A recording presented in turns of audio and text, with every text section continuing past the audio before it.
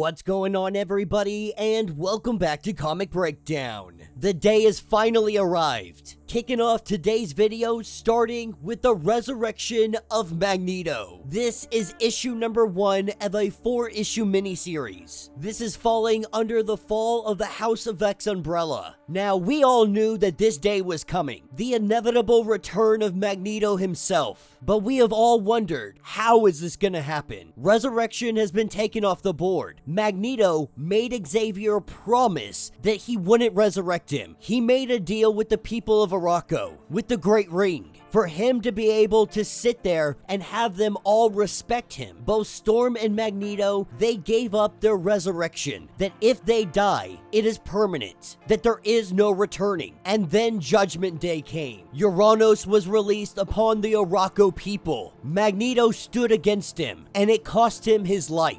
This is the story of his return. So make sure you guys have subscribed to the channel, make sure that you like this video, and with that being said, let's dive into this breakdown.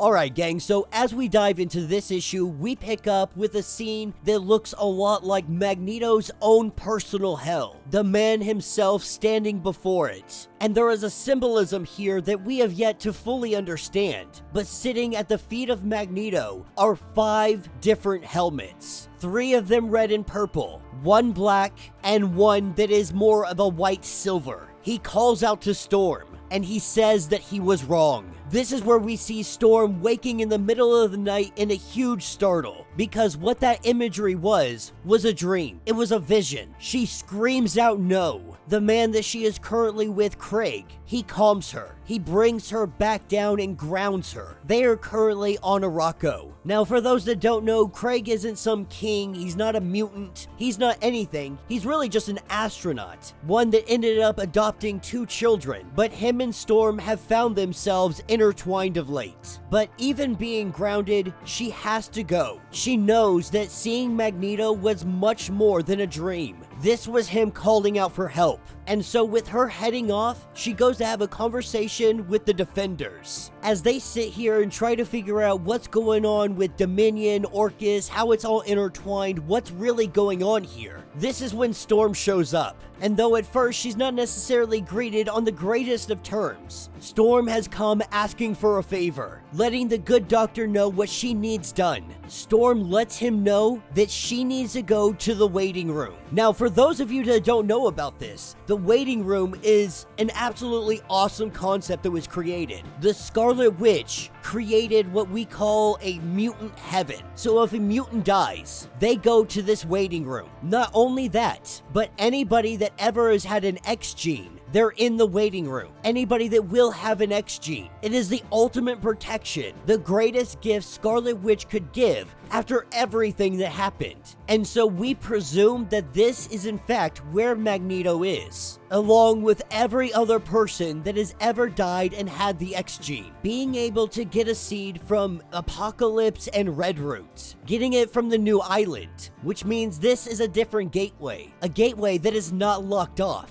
And when Adam is able to open it up, before anything can happen, Storm jumps in, no hesitation. And when she jumps in, the person that she is greeted by in the waiting room in the mutant afterlife is Tarn the Uncaring.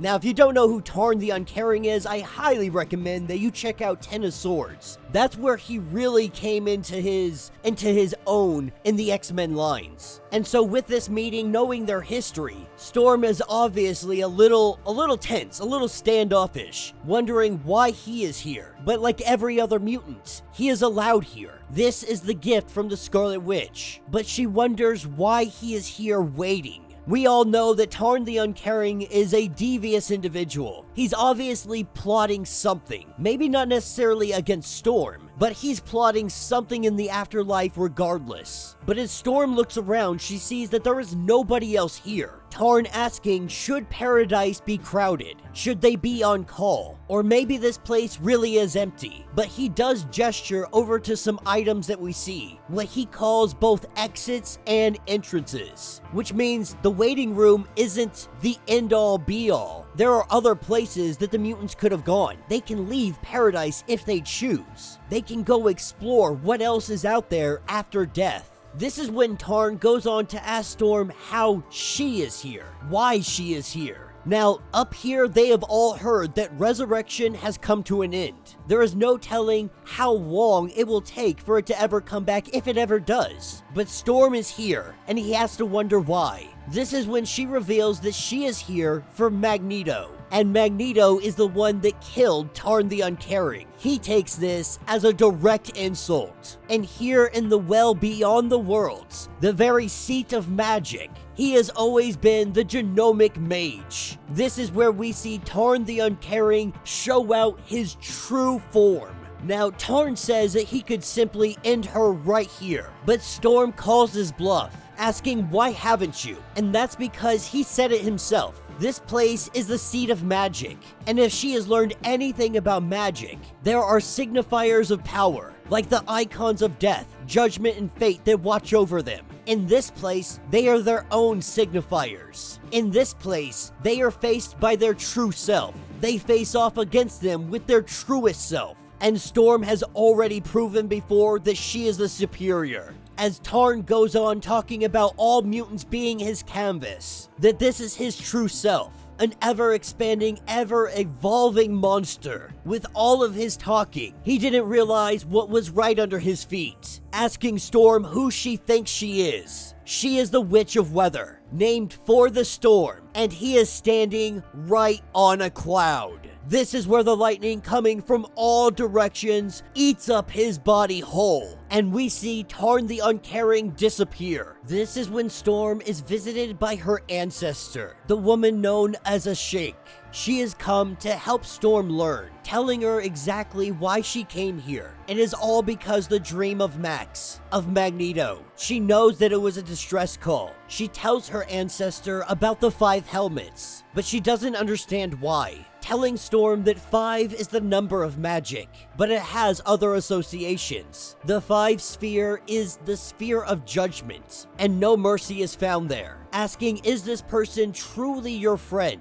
And as Storm thinks back, after everything that has happened, after all the time, all the years, all the trauma, she knows that he was many things. He is also owed many things. If this man is suffering, she has to try. This is when Storm asks her ancestor, where are all the mutants? This is supposed to be the waiting room, so where are they? Now, she doesn't know where they are, but she knows the path that they took. The icon that she points to is a burning beacon, lighting the way to something more permanent than a paradise that this was built for. She says that it is the face of death. Now she must wonder, are they all gone? Is this permanent? Can they ever return? Is there no hope? Her ancestor tells her that there is always hope, that she has already crossed one threshold and death is not the barrier that many believe, that she can still return from all of this. This is where we see her body dead on the ground. They are trying their best to revive her, but for her this changes nothing. She came here to help a friend.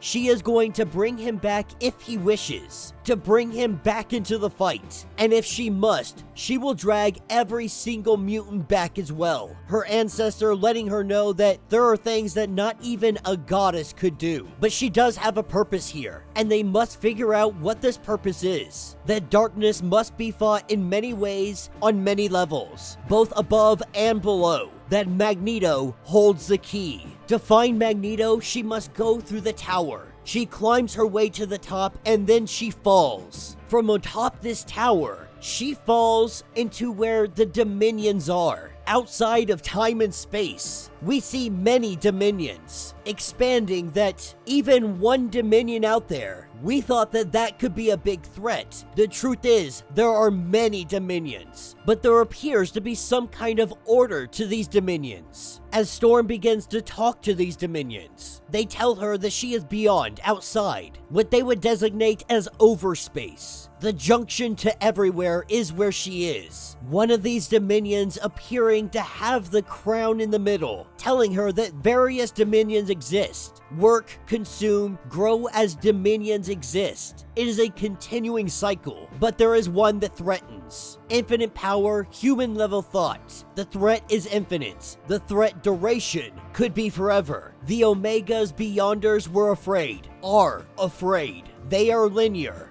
We are not. Containment has been attempted. Multiversal reboots have been attempted. And it has all not been enough. Ace of Crowns. Fifth business, Enigma. And so this is not the Enigma speaking to her, but a Dominion talking about the Enigma. That there is one Dominion out there that is a threat to all the others, to everybody else, and they have already attempted to try and shut him down, and it has failed. Asking why she has come to this place. They let her know that she has come from Magneto, and they know Magneto. While he is very interesting to their information, they don't really care about Magneto, they care about Storm. They find her much more interesting, much more consumable. As this Dominion tries to eat the goddess, Storm lashes out at a freaking Dominion. Charging up her power, she blasts away. And the Dominions felt this. They register it as pain. Taking this into consideration, they recalculate. And they send her exactly where she wants to go. She lands exactly where she was when she saw Magneto in her dream, in her vision. She is entering the place where pretenses and protections are thrown away. Behold the river. Behold the broken city. Behold judgment. And whatever this place has already done to Magneto, it will do much worse to Storm. And that will be the end of this issue. So let me know what you guys think down in the comments. Man,